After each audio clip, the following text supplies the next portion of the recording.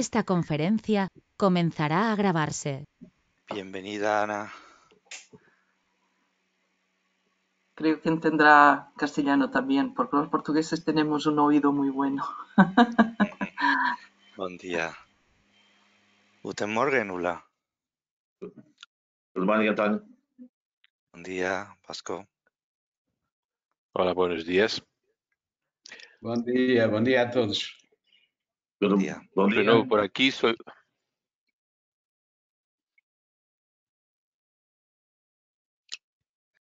Good morning, Antonio. Here's Ulla speaking. Guten Morgen, Ula. Welcome. I'm trying to...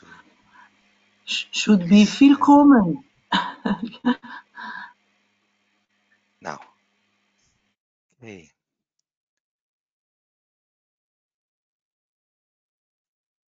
Now.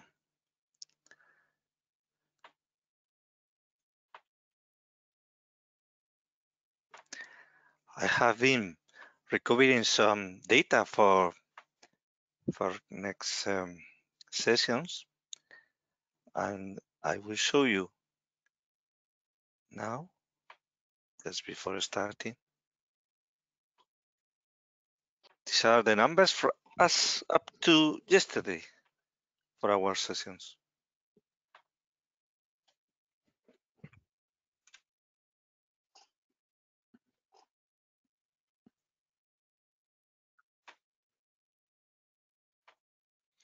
Buenos días, Daniel. Buen día, Buenos días a todos. Paulo. Buen día.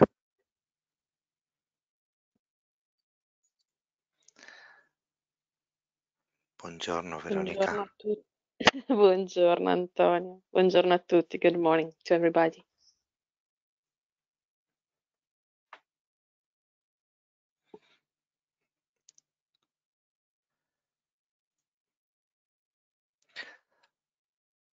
So you know that we try to be very punctual and very strict with the time if possible, okay? So for those of you that are new, welcome. That's for everyone. We divide our session in 3 blocks. We try to fit them in 60 minutes, depends of every day, but we try.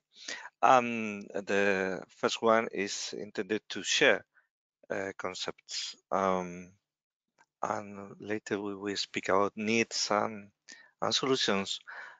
And Ilaria, that is here with us,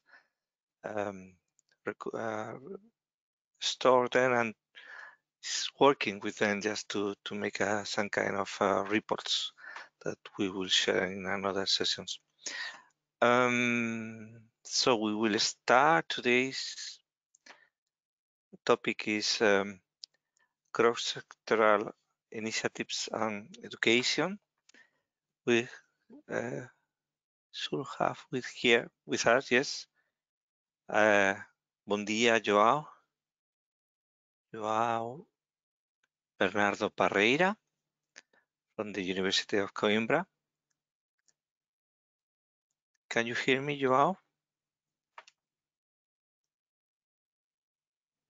Sorry. Can you hear me? Yeah, welcome. Welcome. Hello all. Thank you very much for the opportunity. I can hear you very well.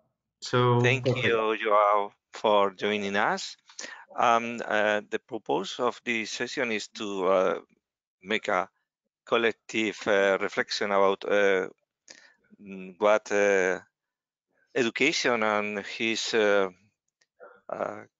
relationship with the different cross-sectoral initiatives that we can launch or are launching during those days, how this could help in the fight against the coronavirus, not only now, but also in the next months or even years that we will be working to recover our economy or to adapt and improve our systems, our economy, our value chains, and so on.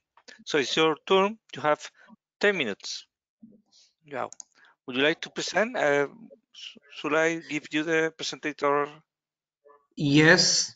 How can I share my screen here? You have Oh, now yeah. yeah. Okay. Thank you. So here. Can you see my screen? Not yet. Now. Perfect. Okay.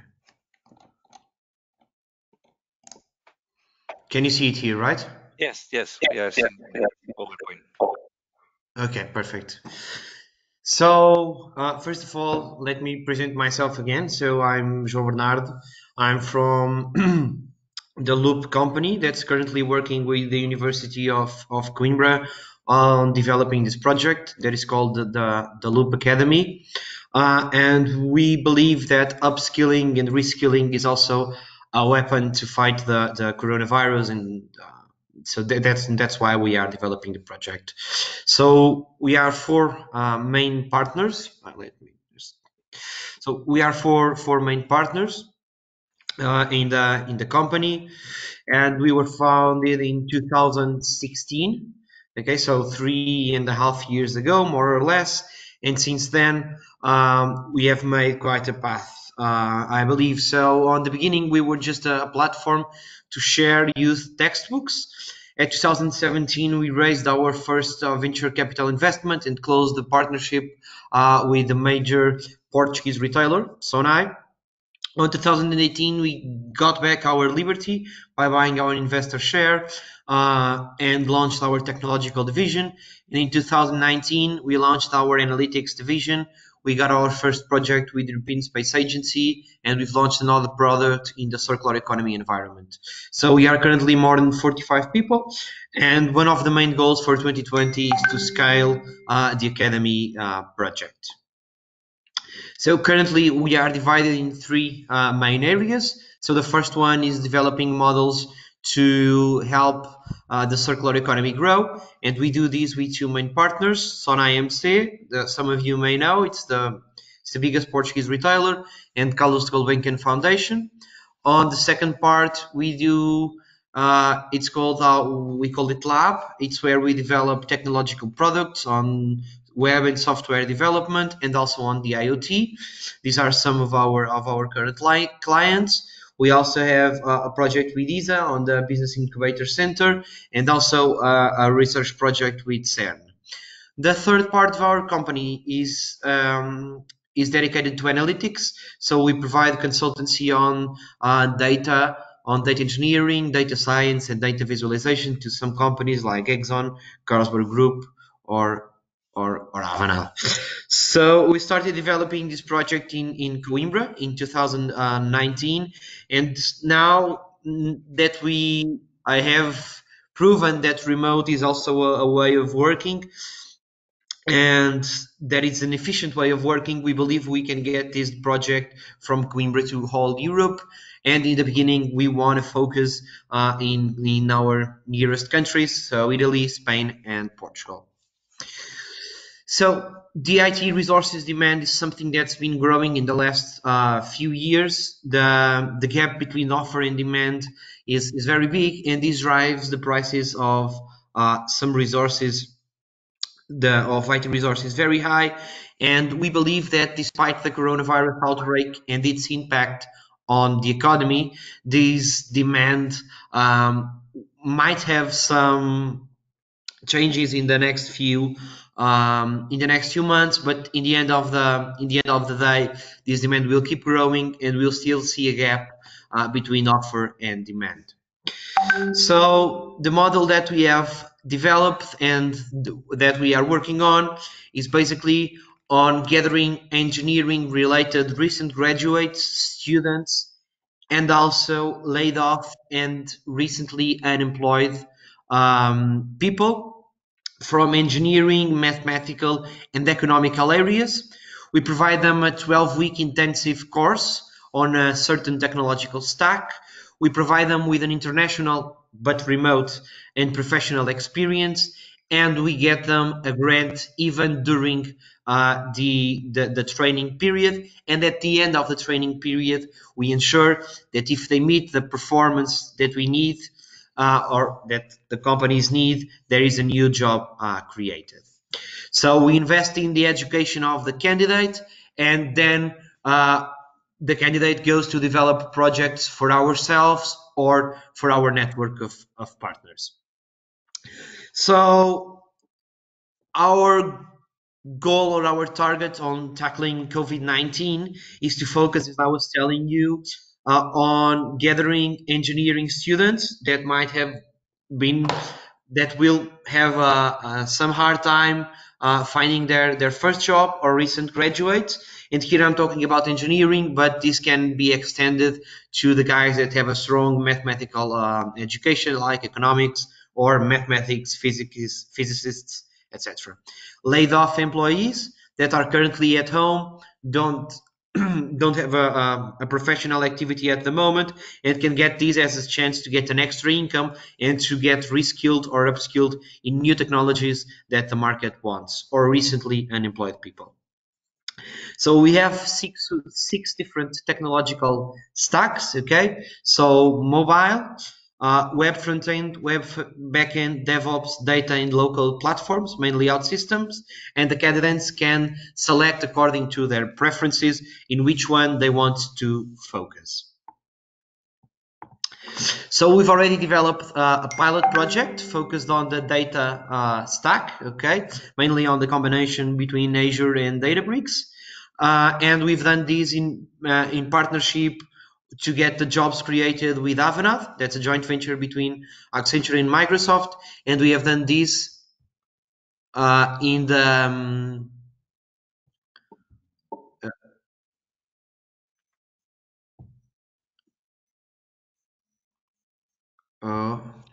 I'm not hearing you. Sorry. oh, sorry, just that I went to see the message. Can you see it better now? Yeah. 3 minutes. Okay. And we have successfully concluded it, and 10 people got new jobs due to this project. Now, some of our current partners that are interested in scaling up the Academy project is the Y Group companies that are present in these three countries: Italy, Spain, and Portugal. Avanade, that is also present in these three countries, and Novabase, that some of you may know. It's a big technological company here in Portugal. So the framework agreement that we have with our partners is that we define. I would suggest you not to describe your company, please, but to describe the concepts, because time is value, and we need to go directly to what is really meaningful for this group. Yes. So on the model, okay. So the partners of the Academy set a previous number on the number of resources that they need for their internal projects, and there is also previous agreement on the daily rates that are applied, and a minimum contract of 12 months for these people to get a new job. So now we want to scale, so we want to partner up with as many companies and as many organizations as possible in order to two main things. So education, to provide training to employees, to some companies that may have needed to lay them off, and to provide companies with IT resources, high quality trained people, but at lower prices than the current that are being set on the market. And this is the end of my presentation. So thank you very much, and I hope I didn't miss the 10-minute goal. Thank you very much, Joao. And sorry because I didn't introduce in the agenda before Ana Claudia. I will show you my screen now, and she's the second speaker for today.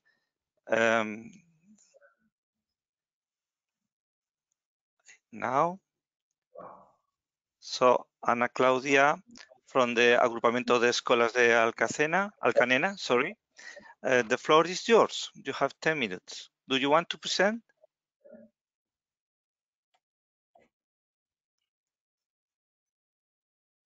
Ana Claudia?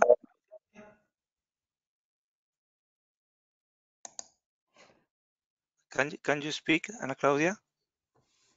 Can you speak, Ana Claudia? Yes, but I cannot, I don't know why, but I cannot show my screen. No, because I I'm need to give you the presenter. okay. Yeah. Thank you. That's your time.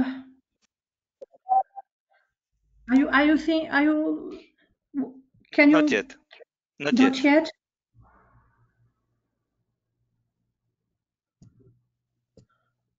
Hmm.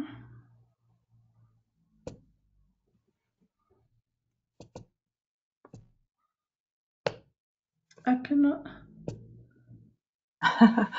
You're trying to show your presentation before Antonio allows it. It's Yes, okay. No, but now you have the rights, okay? If not, you could send it to me and you could speak while I receive it. Okay, but do you have permission now? Yes, you have the permission now. You are presenter at this moment. But I don't know what's Do happening you because see on the top of the menu of the GoToMeeting? There is yes, three icons. One is the microphone. The last yes, one is the video. yes, In the middle. I'm pressing sharing screen, but I don't know what is happening. Don't worry. Could you tell us about your project and your ideas? Sorry, let me. Can I send it to you? Yes, please. Do that. I'm sorry.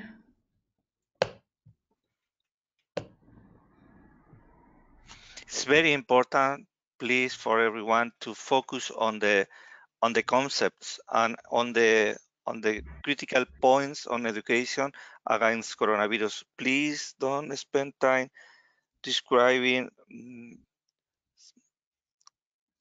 things that are not really critical for us, okay? Because this is a very strong group of experts, and we need to take every minute as its value. Did you receive it? Not yet. Could you start in any Yes, way? sure. So first of all, thank you for the invitation, and I'd like you to share the Portuguese experience as far as education and coronavirus time is concerned. But before, do you have it? Because I'd like you to Not follow yet. it.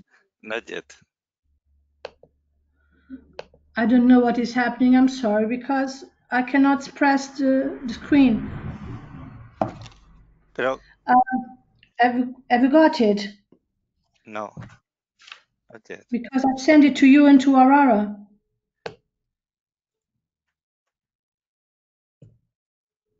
by email. Okay, now I have it. Okay, so before I start explaining how Portuguese people are dealing with all this, let me explain the setting. In Portugal, on March 13th, the Prime Minister announced the school closures starting on March 16. It was somewhat unexpected, and I dare to say no one was prepared to it. It was really an emergency setting. Are you clicking? Because I should be now for going to the third slide. Now I am sharing the screen. You should Okay. see it. So I talked about the first, second, I'm going to the third slide. Okay. Okay.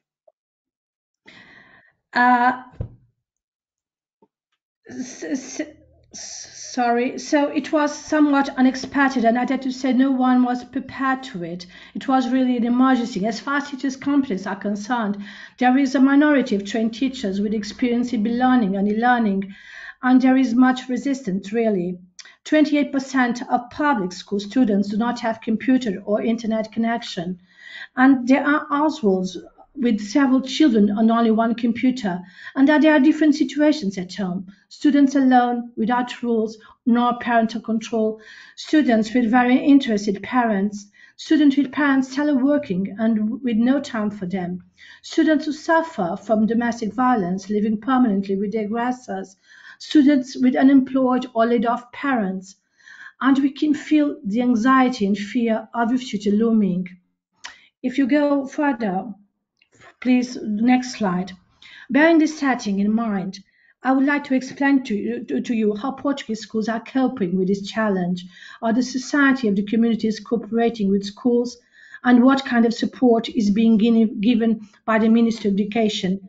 Everyone is called to take social responsibility for the success of children, of our children and students' sake.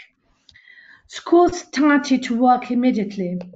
They started to listen and to involve their different stakeholders in order to in order to listen and to involve the different stakeholders and to design their distance learning action plan, which aims to consolidate learning and to facilitate the acquisition of new learnings, to encourage students to adopt routines, keeping them focused on learning paths, to get teachers and students to familiarize with distant learning platforms, and eventually to adopt a single one, taking into account security issues, to get teachers to gain ownership of distance learning strategies, and to ensure the physical and mental well-being of both students and teachers.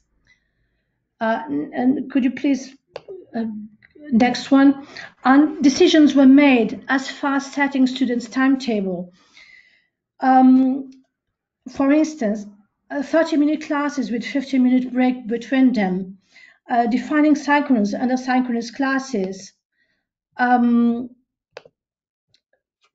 uh, deciding how to record students' evidence on attendance. Could you please show the other slide, please?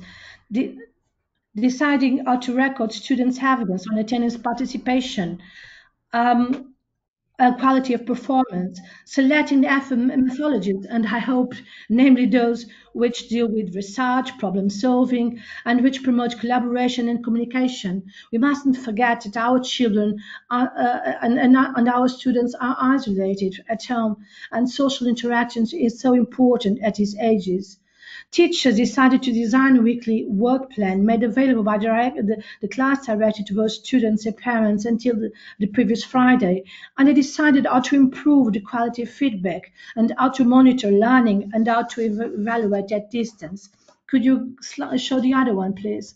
Schools also reflect on teachers' training programs and about monitoring the kind of indicators that should be monitored, such as quality indicators, degree of satisfactions, for instance, of teachers, students, and parents, quality of feedback given to students, and of course, quantity indicators, for instance, the rate of completion of tasks assigned by teachers, provision of technological means of e-learning, and development of support mechanisms aimed at students without computer and internet connection at home. Could you show the other one, please? Moreover, schools improve their network communication, sharing responsibilities, as you can see in the example. Schools at distance are supplying different kinds of support, which is taken over by different school departments, for instance, general guidance, didactic guidelines, work management within class, technical support, psychological support, and logistic support as well. Could you show the other, please?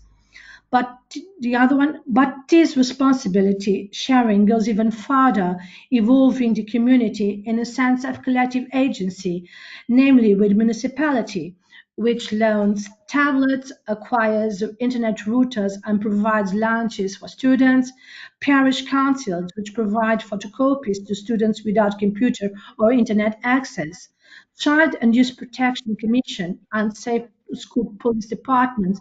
They only intervene in case of suspected school dropping out whenever students stop interacting, for instance. Or publishers are also cooperating. They have opened their platforms so that students, parents, and teachers have free access to their resources. And companies are providing free teacher training as well as computers for students.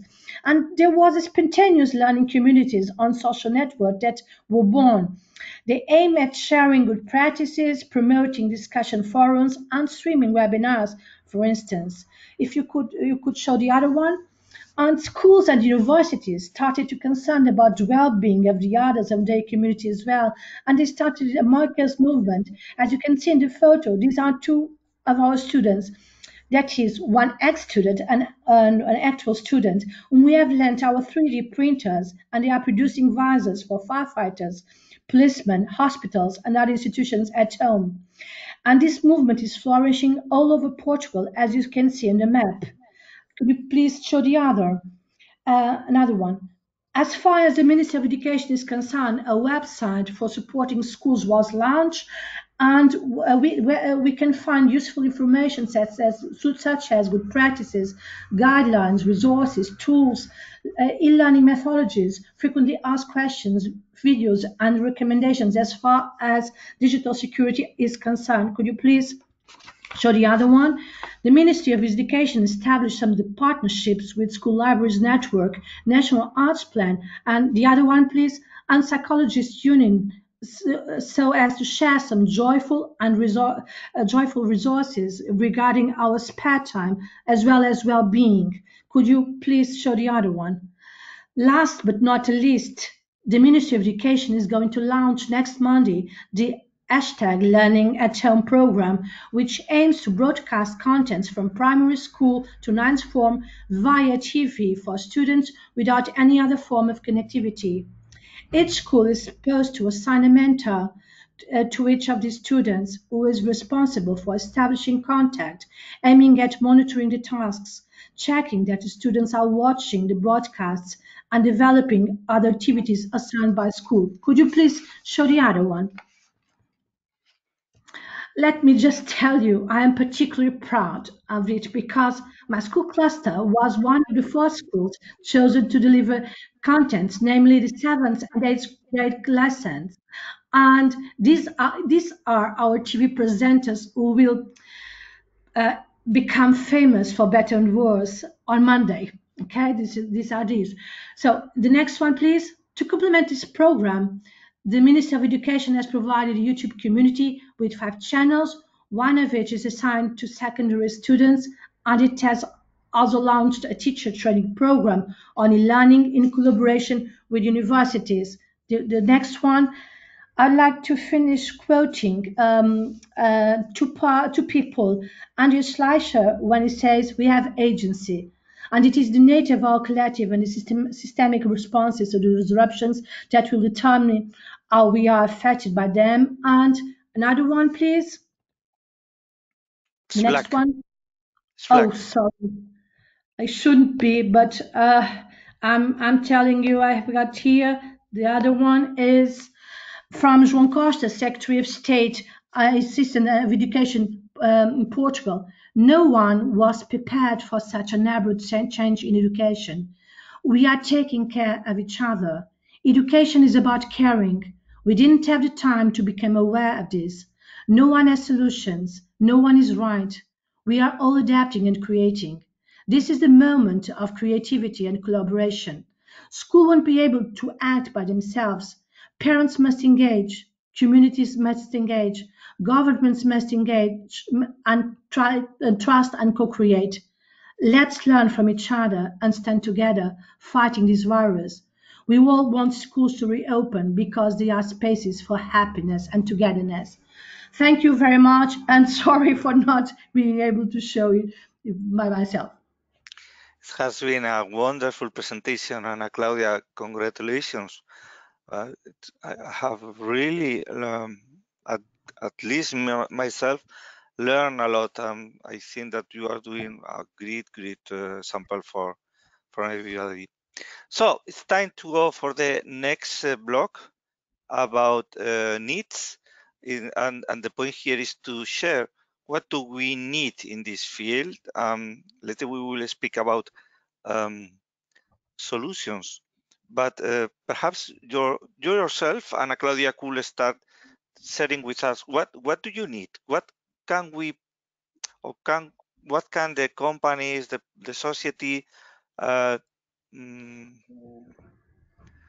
We need the companies to help us to provide students with more computers as well as connectivity, and that is a good thing. And this solidarity movement is now growing in Portugal, and this is good. But we also need parents to trust us, because it's difficult when parents are at home working with teachers, and when we are in classrooms, synchronous classrooms, and it's the parents who answer and not the students. So, and we need also the society to help us, because sometimes when our students are not engaged to us for 2 or 3 days, we get worried. We must see what happens to them. We must assure that our children are safe at home. And that's why we are engaging in so many programs, because we want them to be healthy and happy, although in spite of the isolation and all the things and the economic crisis, because sometimes families don't want to show that they don't have money to buy food and those things. And that's from the school. The school must be always looking at their children and must be in contact with them and must say, I'm here, and I must establish some relationship and empathy with the children, so that we can help them to grow safely. Very, very clear. Thank you very much, Ana Claudia. More needs. Can I speak? Antonio, how are you? Thank you very much. I'd like to make a very short comment on the first speech that was very good about Loop. The first one is that from what we heard, it's becoming more and more important in terms of education, the collaboration between startups, multinationals, and other companies. And I think that new kinds of education, of collaborative education, like the design factories, like the lab experience, are becoming very important. I know very well the experience from Coimbra, where our speaker was, because we've had in the past, for instance, critical software that was a very successful startup some years ago. They worked with the NASA and other very important companies in US and other countries. And it's this kind of collaborative experience between the startups, the multinationals, the big companies that creates ecosystems of innovation that are very important for that. And clusters are also ecosystems of innovation. The second question has to see with education, with executive education. I have reading that most business schools are, because of this crisis, trying to have new sets of courses and new sets of education, and most of them is focused on this kind of team, the collaborative experience between the startups, campuses, and things like that. And I think clusters can play a very important role on this, eventually trying to convince some very good schools like IES in Spain. We have here in Portugal lots of schools trying to get in their courses some materials that are connected with this kind of collaborative education we are talking about. Thank you. Thank you, Jaime. Who else?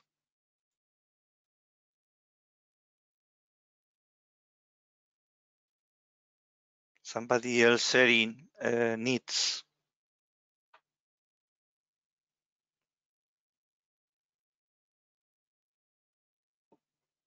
Maybe Vania can stress the needs in terms of infrastructure, because she has lived some very strong experiences on that side.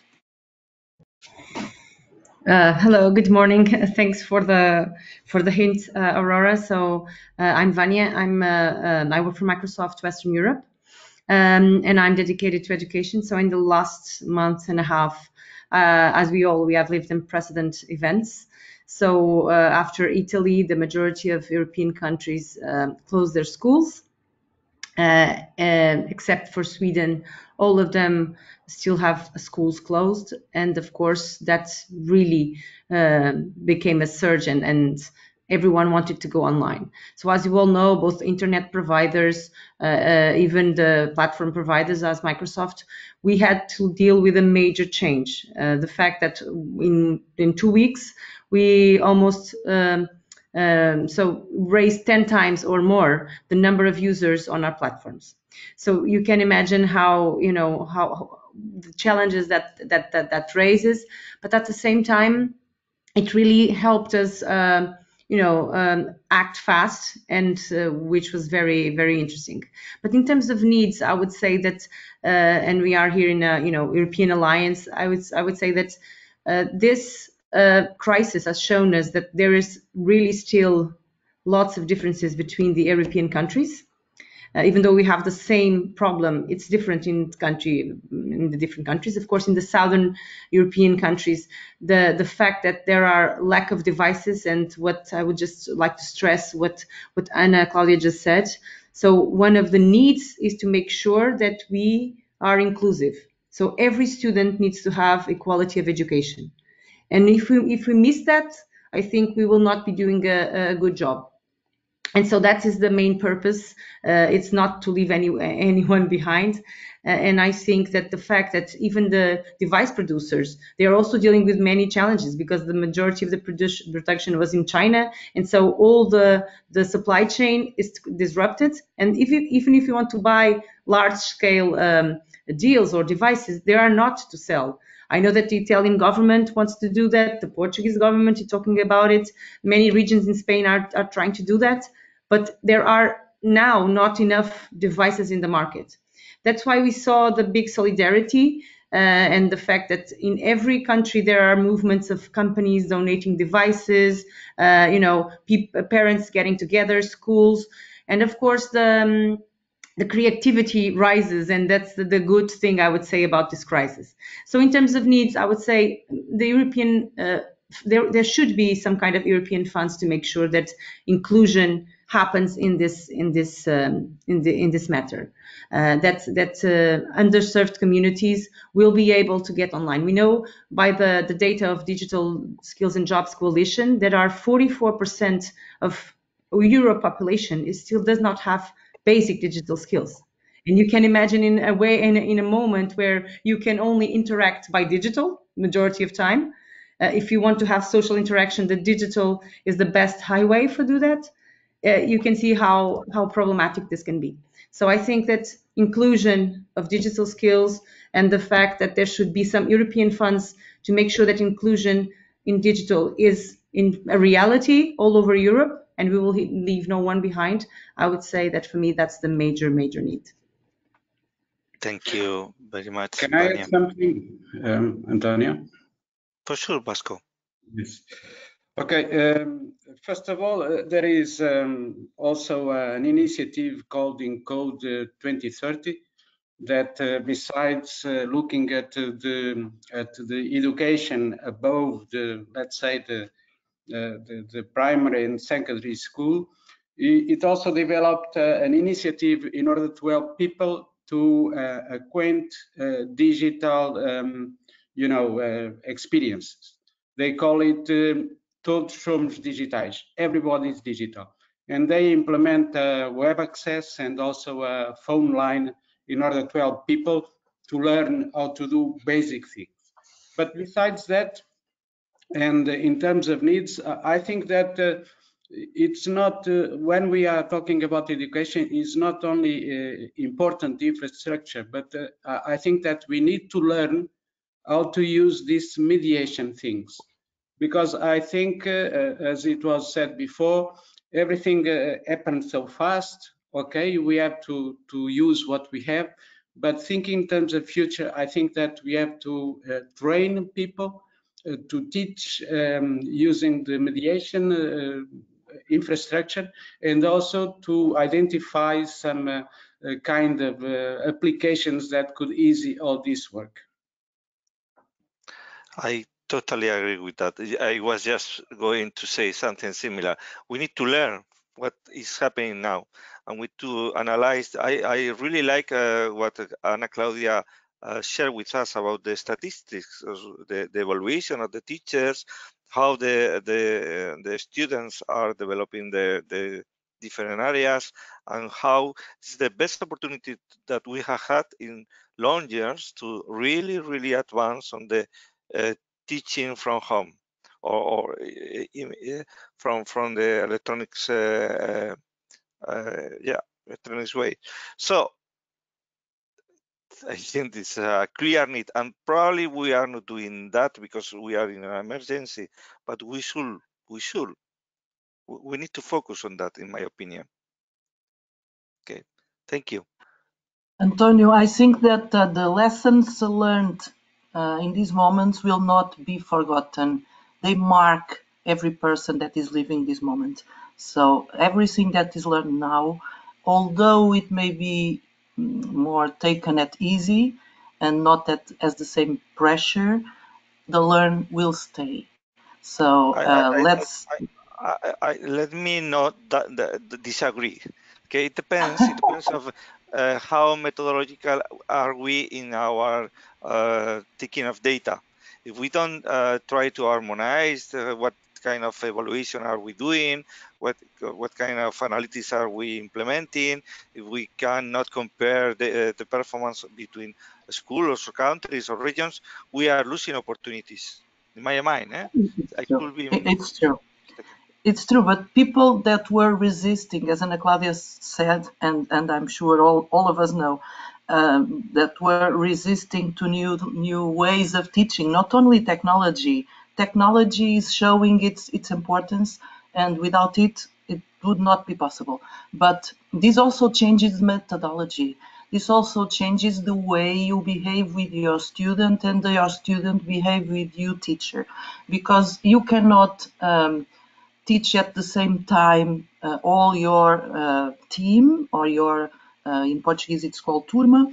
So you have to have a different, you as a teacher have to have a different approach to get them working and how to evaluate them. And that is the thing that at least me that were sometimes working in some school environment, for me it was the main challenge was the teachers that were keen of that and the teachers that always resisted, and now they don't, because the moment needs them to act. So now maybe I really hope that the lessons learned by them, that they may trust on distant methods, on technology to achieve that, will stay as a confidence on those heads. But are they receiving the appropriate training? Well, at least in Portugal, I know that in Portugal, some companies that which business is to develop software. I know one that is very large that produces management software. They appointed their people that were more free because business are different. They don't sell as much. They appointed them. They convinced them to do this for free work. They even call it a very interesting name, a positive name, which is personal trainer, as if they were in a gym. So each of them of their employees that have the knowledge, they are personal trainers for teachers. So they offer their expertise to let teachers ask for help as if they were playing around on the gym, and that's also very good, I think. Totally agree. Hi, Antonio. My main concern, I didn't go to the needs, but my main concern is one of the things that Ana Claudia appointed, which is the domestic violence. Kids that were victim of that suffering, for them, schools were the safe territory. And now they don't leave the environment of violence. They don't have, they say, their safe territory. And that's my main worry. That's really Antonio, critical. may I have the word? Hi, Sure. good morning to you all. I'm Paulo from the Portuguese Railway Cluster. I think in terms of educational level, we have two main different situations. First is the education for students that definitely, especially kids at home, you can't put them to have a 40 minutes session looking for a computer. So education for kids, it is one situation, and education for the labor work, it's another different situation.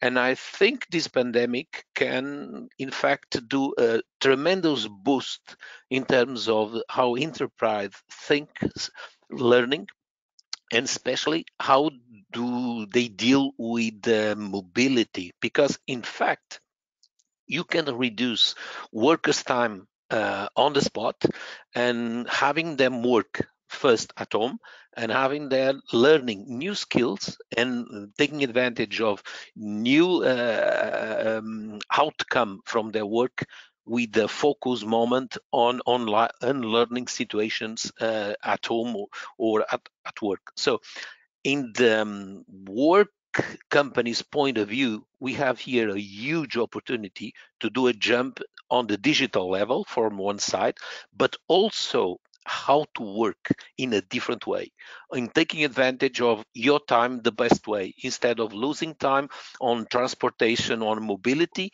you can use that time to learn new skills, new potential opportunities, and this situation is opening a huge window in this point of view.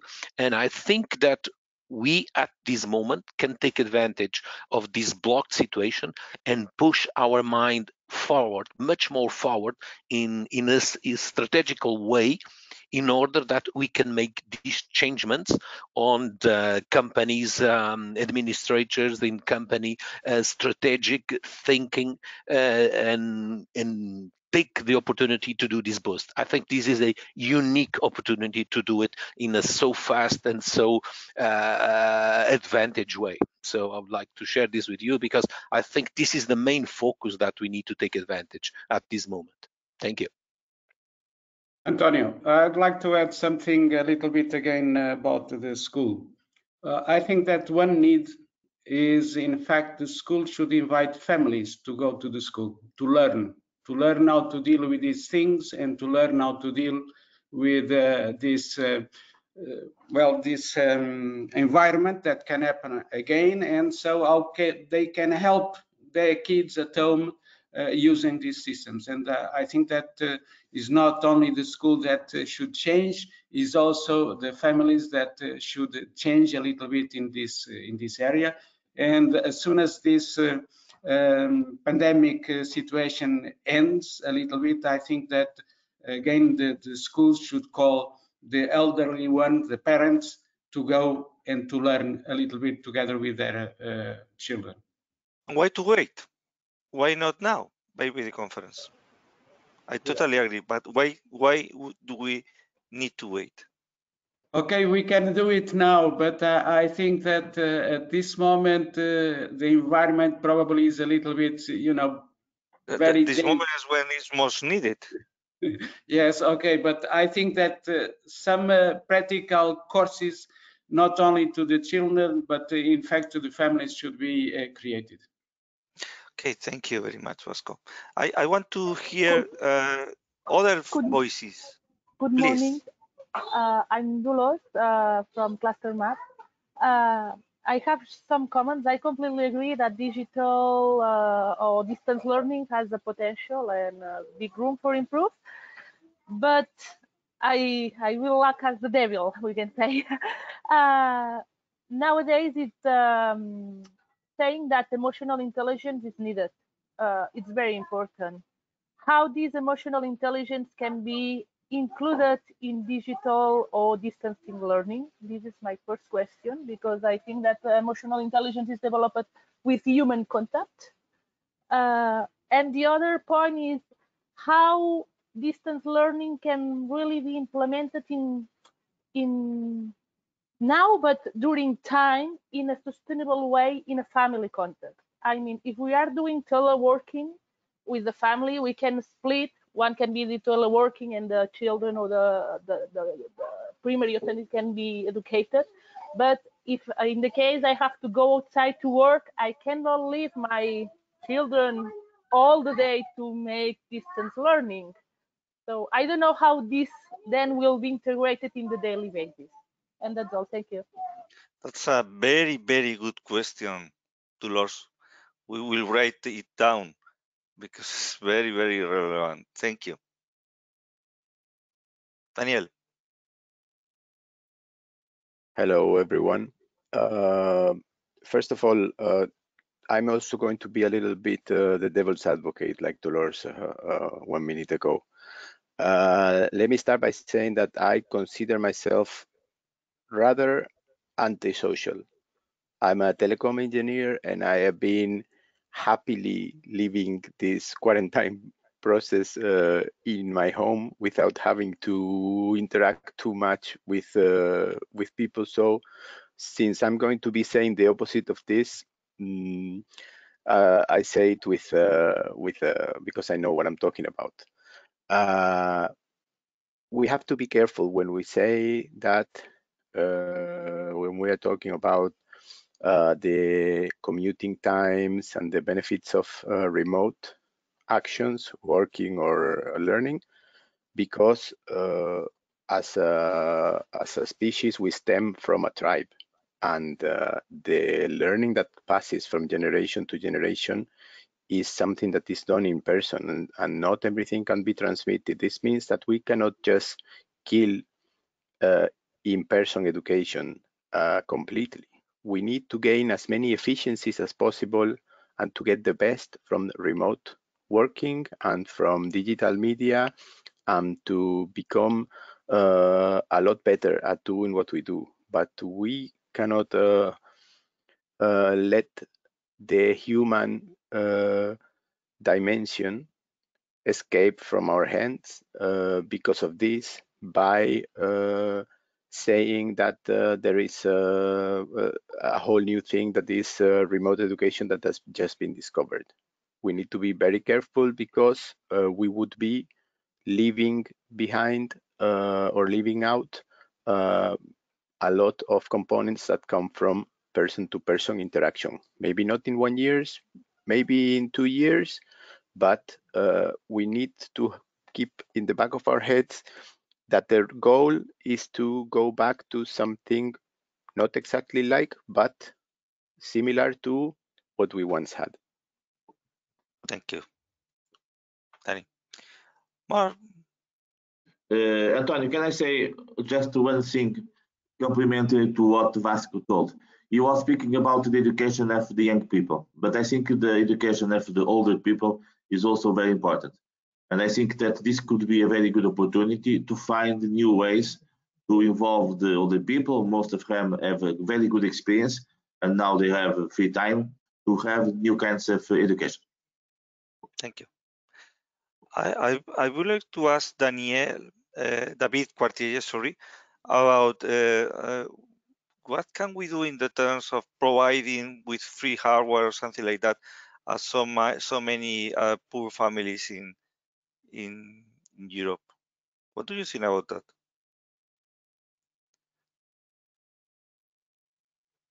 No, we are not hearing you, David. No, we are not hearing you. No. You had the microphone activated, but you should have something in the system that is not. No. No, we cannot hear you. We are seeing you. Now? Can I say something while he's solving his problem? Okay. Some experience here around the place I'm living. So the school asked for all the old components, all the PCs that people has at home, and they implemented a mechanism to repair them and to put them to work, and to offer them to students that are not able to buy, and so on. So there was in fact a social movement around this need, and also at the same time the school implemented some implementing some tools or process to recover those old equipments. Thank you. Now, time for those that haven't spoken before. Perdón, sorry. Rebecca.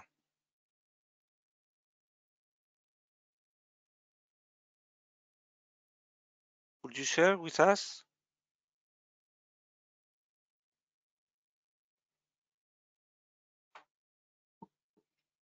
Silvia, welcome. It's your second time with us. Would you comment? Or Patricia? I see Patricia. Hello, with the everybody. Hello. First of all, I would like to say that I'm very happy to be here because I see we can learn it a lot with each other. And I agree, this is a very strange time we are living, but it's also an opportunity time so we can learn and we can do better than we have done till now. I'm a teacher, and at this moment I am teaching from home too.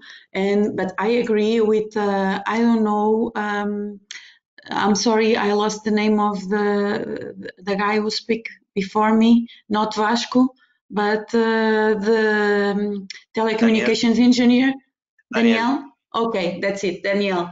I totally agree with Daniel, and with Aurora also, because school is the safe place for students many times. It's the place where some of them have the only meal they can eat along the day, and that concerns me a lot. With Daniel, I agree that the interaction, human to human, it's very important in teaching. So we must not lose that, even that we are learning a lot now and we are gaining new ways of teaching. But I believe we must do everything that can help us be with our students and keep them safe. That's my concern too. Thank you very much, all. Perhaps ICT could help on that area. I don't know. Perhaps it's a combination of, I don't know. But we should think about that carefully, how to help in that environment. It's very important. More. Ula. Antonio, if I can come in? Sure. Yeah, I think there's also a distinction to be made because several colleagues have talked about several items. One is upskilling and reskilling of the workforce, which is something different. And I think there, the efforts which should be made in how we can even use more the digital tools and how we combine also the work with the companies and the role the clusters can play there is very important. Whereas then the education part with the schools is something different. And from the European Commission, we are working on two different communications for this.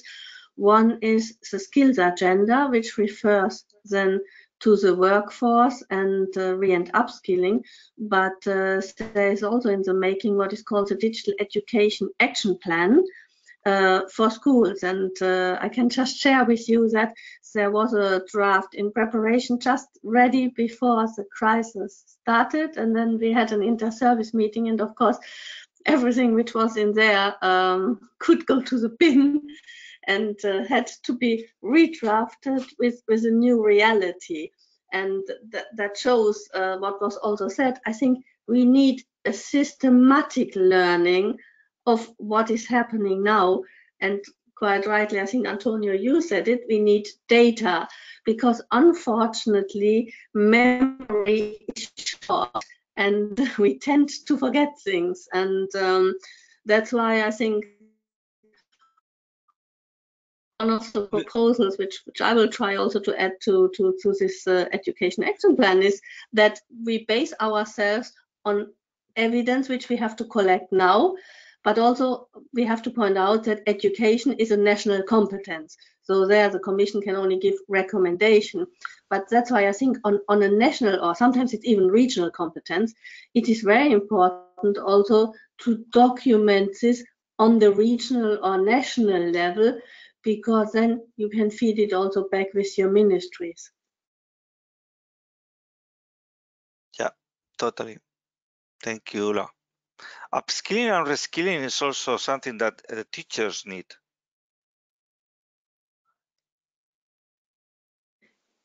Yes, absolutely. I think we might, this part should be probably in both. This should be the link between the two communications. Thank you, Ula. More. David is not able. Sorry, David. We will see in another time. But Hola, hola, hola. Can you hear me now? Now I'm hearing you. Thank you. Oh, I had to make a massive reboot of everything. That was beautiful. Imagine teaching a class like this. It happens often. But I think the question you were asking me was how I see the issue of the lack of hardware. And I guess you're referring to the fact that I'm part of the Arduino company. Yeah, what I can say regarding this is like we at Arduino been very focused. I mean, from the beginning, we had this say one man, one board, like paraphrasing the famous Mandela sentence, one man, one vote. We used to say this because we believed that one of the reasons people were learning more or better digital technology is because they didn't have the basic access to the tools. So we try to make things very cheap and very affordable and very available and so on. And we designed everything so that it will work that way. But then when we entered the education market, because education is a market, I mean, it's a human, or we like to look at it in Europe as a human right, but there is a bunch of companies out there that live from this. I have to say, education represents 20% or 35% of Arduino's revenue. So we started to design looking into that from the perspective of that people have a different need. And there were very important things that have to do with actually something that was mentioned in this call earlier, which is the emotional intelligence, how that's developed, like direct contact, how you exchange things with others and so on. So we started to design programs that included collaboration, direct participation, and the whole class dynamics around that and so on. And so when this sudden change has come to us, our main problem is how to translate those programs that we created to be online and how you can do that. And to me, this comes into two different challenges, because of course it comes to me as David at the Arduino company. We have products out there and we try to bring them to people. And we have been revamping our basic educational products to make sure that people can learn on a one-to-one basis, like one student, one board, one computer at home. And there's a challenge, as you said, and that's something that needs to be worked with. But also there is David, the teacher at Malmö University in Sweden. And they told us on Friday, oh, by the way, maybe next week you might not come back to work. And they said on Monday, you know what? From Wednesday, every class happens online. And turns out that on Thursday, I was starting an Arduino practical course with my students. So I had to go into a one-to-one, or more or less like an online teaching situation. I had to I have a long experience teaching online. I've been teaching to many people, but not. There were always asymmetrical systems where there is like a lot more support than the normal school, And this is actually a well-known fact when you make research on education, that when you make an experiment, everything looks great because you have the researcher, the teacher, a guy with a camera, the class feels special because there is a lot of people around the class. And there is this one in a lifetime event, aha experience for the kids. But when it's like a single teacher teaching 30 students, like in a normal school at the normal everyday life, then it's a much more complicated thing to achieve. And that's the kind of situation that we are all facing, and that's where a lot of things we've learned. And actually, I was really glad to hear about the Portuguese experience, because that's kind of like the things we are doing in Malmö University, from like day-to-day experiences. Like classes can be very long, even though we teach university students. The first and more important thing is actually checking on people's health and well-being before even starting teaching. So it's like when we start a class, the first thing we have to ask everybody is like, how you guys doing? Is everybody okay? Do you need anything? You know, before we even start talking about, okay, there is a bit and it goes through this wire and 8 bits are a byte and those kind of things, you know. And so I think we have to change the way we traditionally do things in every aspect. And also teaching online requires a lot more preparation, because if I go into a class, I've been teaching the same class for 15 years now. I don't need to prepare. If I enter a class, I don't even need to prepare a slideshow. You know, I enter the class and I run the class as I go, and I measure the temperature of the class and I can adjust. But when you teach something online, you need to prepare almost as if you were on a TV studio, you know. Like you can't suddenly stand up and go around looking for a wire because you need it, because suddenly you have 30 people that are going to lose the sense of what's going on, because the flat screen is a consumption media and it's perceived as such. So it's really, really hard to change the way we understand it. So I think companies, and then I want to wrap up and close and make my statement. I think companies need to rethink what online education means as a product, because we need to be able of including all of these things from real life teaching into the products themselves. And while right now we're all willing to give and help out and so on, as companies, we also need to think about survival in this new ecosystem. And we need to see how we can incorporate these kind of new services in the offerings. And you know, we also might need to start thinking about how people will have to pay for them. Because right now we're all volunteers in every sense. We work extra hours, but we cannot go like this for very long. And so we need to figure out how this is going to also function in the long run. And I don't want to contradict the conversation that was before I completely lost connection about yeah, we will go back to normal. I mean, there is no go back to normal. This is a new normal, and so we need to figure out what comes next. And I've been studying educational platforms for a long time, and there was this say about that the e-learning from the 90s, 2000s failed, and then we were in a new wave that was also about to fail. I actually thank for the experiences in research that we had on failed e-learning, because that's what's going to save the situation right now. Because if we hadn't done that, right now we don't know which tools we need or how we can react. You know. Okay, I could continue, but I will stop here. Thank you so much for listening. No, please and now continue. The microphone works. It's wonderful. Thank you, Daniel. David, sorry, I don't know why I confused. Vania, you want to speak? I know that you want to speak.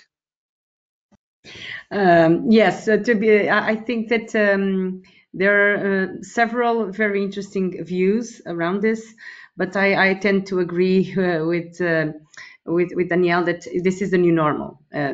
Things will not get back to what it used to be. First, because we don't know when this is going to end. And so we really need to adapt. And as Darwin said, so it's the adaptation of species that makes them go further. And I think that the fact that at least in Europe, the space that I know better, we have been able to adapt so fast. That's why I think it's going to leave some marks in our behaviors, the way we do things. And I think it can only happen that way, because if we just go back to what it used to be, we will not have learned anything. And so the most important here, and I think and when we hear good examples of what, for example, Ana Claudia is doing and what other companies are doing for reskilling and upskilling people, because the skilling piece is crucial. We were already talking in Europe about the lack of skills, the fact that there were more than 500,000 jobs unfilled because people did not have the right digital skills. I would like to see a new study on that, just to see how much that has risen because of the coronavirus. Because we know that almost any profession already had some contacts with digital. Now it's even bigger. So we just need to adapt. and we need to learn fast. And teachers have proven that they can learn fast. Companies have proven that they can really do things fast. And for example, in our case, as I told you, so we just had to adapt. We were in the best position, so to say, because for example, I already work from home more than 1.5 years. I was just leaving my house when I had, meetings abroad, not in Portugal. I was almost never going to the office anymore because it was more convenient for me to work from home. So the only thing now is that I have my 2 kids at home, which is a bit more challenging, but it's my new normal. And of course, it's challenging. Of course, we need the human interaction, but of course, we also need to know that this is a new thing and we need to adapt. And those that will not adapt I think, will have much more pain because when it started to go more, now we only have 1 month, right? But when it's starting to be 6 months or 1 year, we don't know. It's going to be painful. So looking at the brighter side, I would say that the good thing about digital is that you have thousands of potential tools to use, right? So you just need to see which one is best convenient for you. So in our case, for Microsoft, we already had the tools. I work in marketing, so I was trying to convince schools to use the tools for collaboration. And now it's the schools that come to me to say, please, I need your tools, which is really, really, it's a change of mindset. So we just put things in a way that teachers would understand that this is a very important tool for remote learning and collaboration. It's not only video conferencing, as someone said. Of course, we cannot replace what teachers did in the class, trying to see that the students will be very happy in front of the screen. That will not happen. It has to be a collaboration tool, different ways of learning and teaching. And I have the experience, my personal experience with my 7-year-old. My oldest daughter was in the 1st grade and is in the 1st grade. And it's very challenging, right, to explain to a little kid that was just starting school that you can no longer go to school. You need to learn from home. We had some challenges at home, but I'm very proud and very thankful that she has a fantastic teacher that is doing a fantastic job online, as she was doing before. She changed the methods, she changed the way she does it, but it's working. And so for them, they will never forget this. And she yesterday told us, I will never teach the same way again. And this is something we need to learn from as well. And the teachers are very, I think this virus made more for digital transformation than any policy could have done, any program. Like Hula said, all of the things that we have written in the last years were surpassed by the circumstances. So fast adaptation and of course skilling and inclusion for me are the top priorities. Okay, thank you very much. We are out of time. I don't know if you want to continue, because for me this is a really, really important subject. Okay, I am worried about the possibility to widen the gap between those that have the resources and the knowledge and the culture and the possibilities, and those that doesn't have them. And my impression is that there are a lot of people increasing opportunities, and there are a lot of the not so well adapted people, okay, that in fact they are decreasing opportunities. It's my impression, and we need to take care of that. Antonio, I left a challenge for us, for this group, which is on the social economy day, on the day in the agenda where we discuss social economy, to raise this matter of the domestic violence. Okay, very good. Anyone else? Not, we will It's close. Veronica. Veronica. Just, if I may, yes, just some random ideas about what I heard today, and thank you to all of you, because education is not my field, so I don't feel so much comfortable in this. But since I coordinate a cluster that is going very probably to have to manage the upskilling and reskilling issue, of course, I have to jump into this field.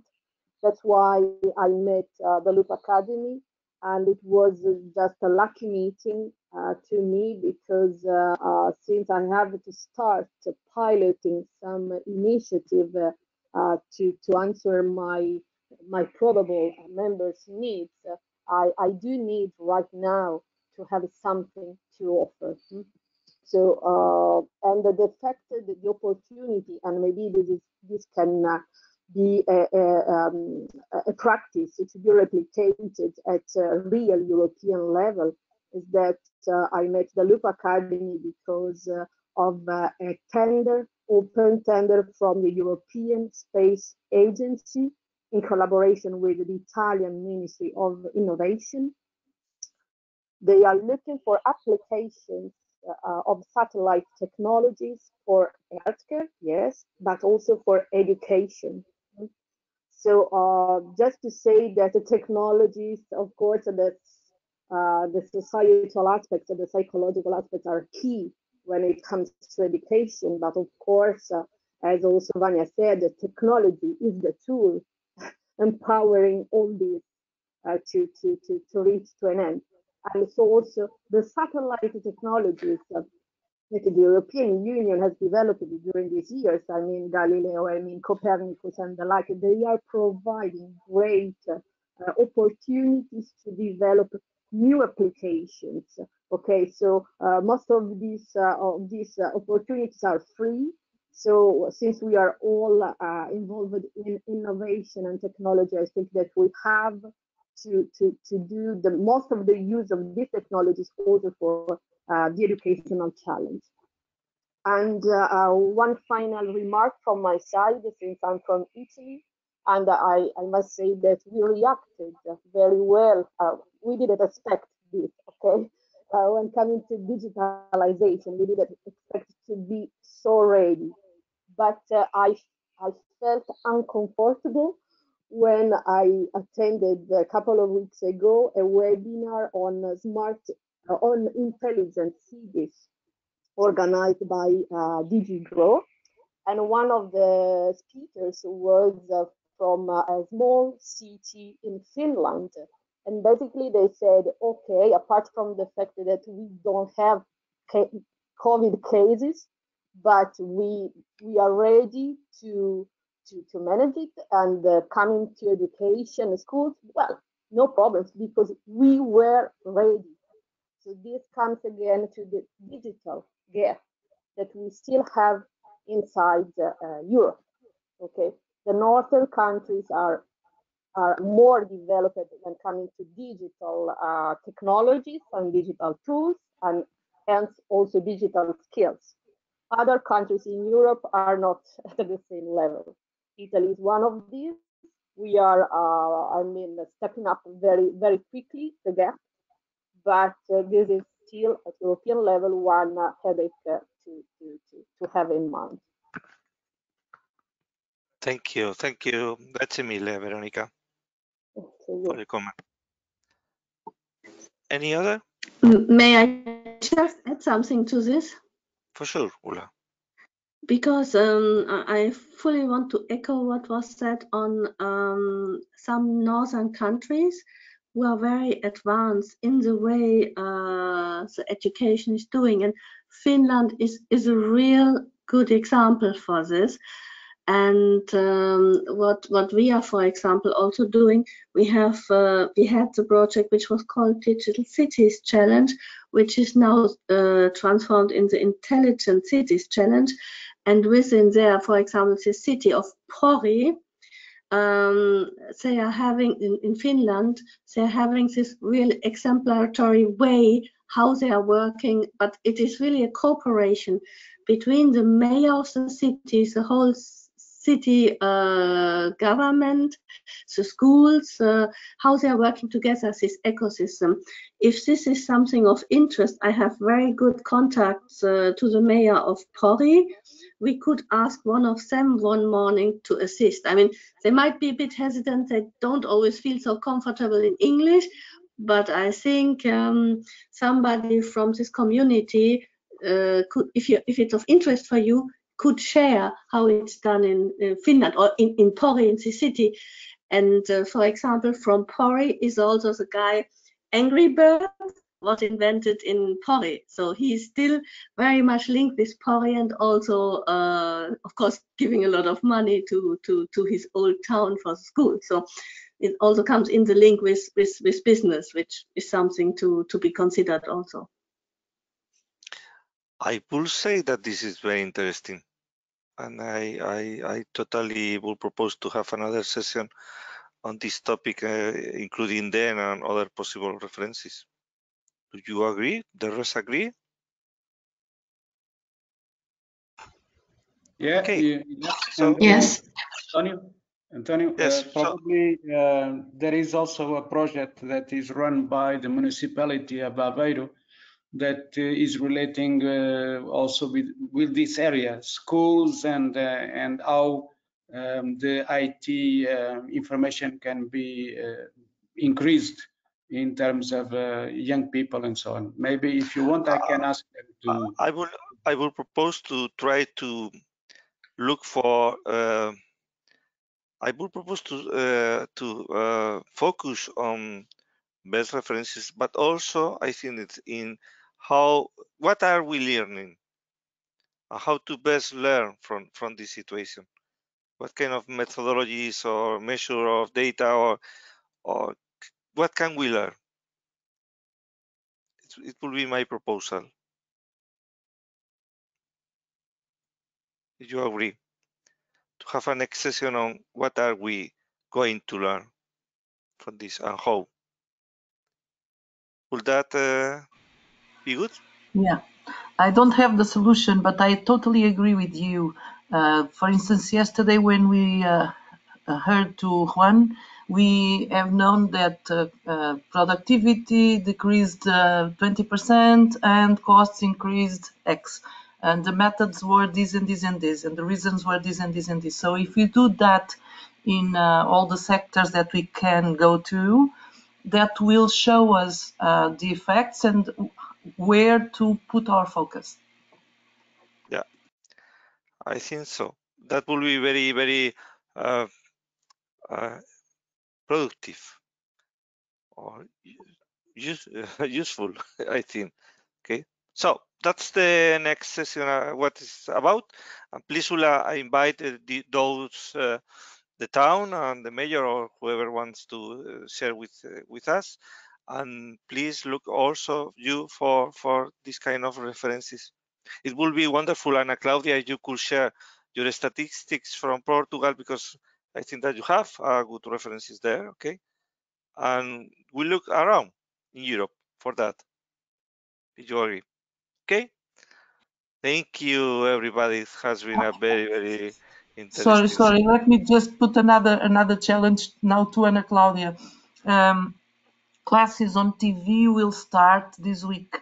So now we don't have yet the effect results. But I challenge Ana Claudia to come here in the future to share the experience of living that way of being with the students. Okay. Very, very good. Thank you, everybody. Have a very good, nice weekend, day. Depends. You are invited to all the sessions. Okay. Thank you. Thank you Bye. very much. Bye, Antonio. Bye. Bye. Ilaria, Yeah. we will meet in 10 minutes. Perfect. Again. See you. Bye all. I'm here. 10 minutes.